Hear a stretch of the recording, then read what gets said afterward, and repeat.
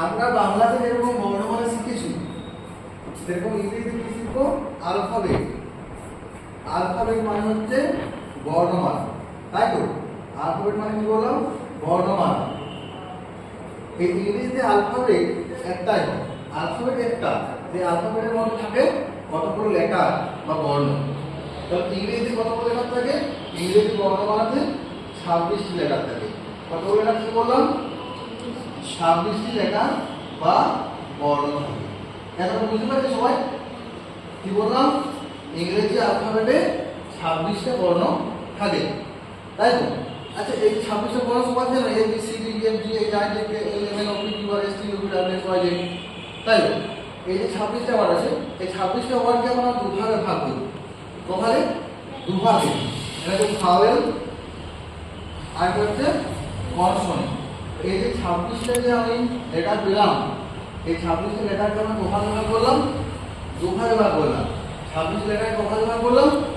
দুভাগে ভাগ করলাম। কি? ভাওয়েল আর কনসোনেন্ট, তাই তো? ভাওয়েল আর কনসোনেন্ট। স্যার, ভাওয়েল কোনগুলো? স্যার কি ফোন করছে?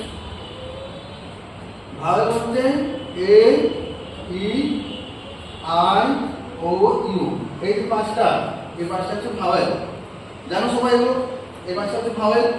আর বাকি যে একুশটা রয়েছে B C D F G H ইত্যাদি, বাকি যে একুশটা রয়েছে সেই একুশ হচ্ছে কনসোনেন্ট। ঠিক আছে? ক্লিয়ার তো?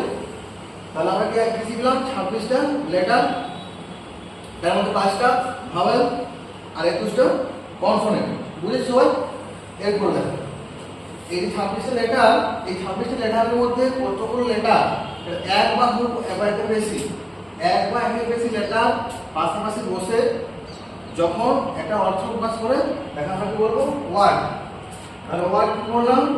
ওয়ার্ড হচ্ছে এক বা একাধিক লেটার পাশাপাশি বসে যখন একটা অর্থ প্রকাশ করে তাকে বলে ওয়ার্ড।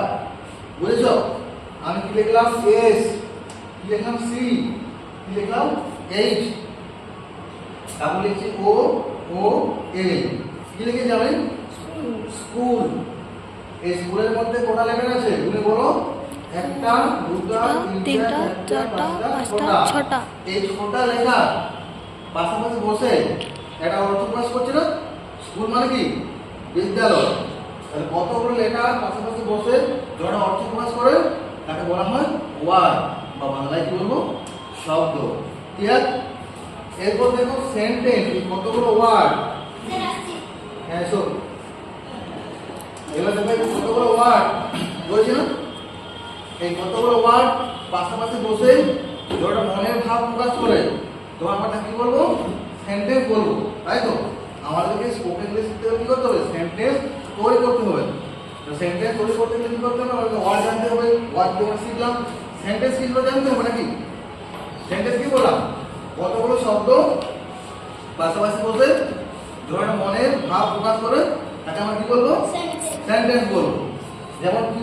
যেমন আই একটা শব্দ, আই মানে আমি। গো একটা শব্দ, গো মানে যায়। টু একটা শব্দ, টু মানে দিকে প্রতি। আর স্কুল একটা শব্দ, স্কুল মানে বিদ্যালয়। আই গো টু স্কুল, আমি বিদ্যালয়ে যাই। এটা কি হলো? এটা একটা সেন্টেন্স। বুঝেছো? সেন্টেন্স কাকে বলে? কতগুলো ওয়ার্ড পাশাপাশি বসে যখন একটা মনের ভাব প্রকাশ করে তাকে বলে সেন্টেন্স। এইভাবে আমাদেরকে ছোট ছোট সেন্টেন্স তৈরি করতে শিখতে হবে। তারপর আস্তে আস্তে বড় সেন্টেন্সে যাবো, তারপর আমরা সবগুলো শিখবো। ঠিক আছে? তো তোমাদেরকে আমি 10টা সেন্টেন্স আজকে শিখিয়ে দেবো, যে 10টা সেন্টেন্স তোমরা বাড়িতে কিন্তু বাবা মায়ের সামনে, সবার সামনে বলবে। ঠিক আছে? ঠিক আছে, কাটো।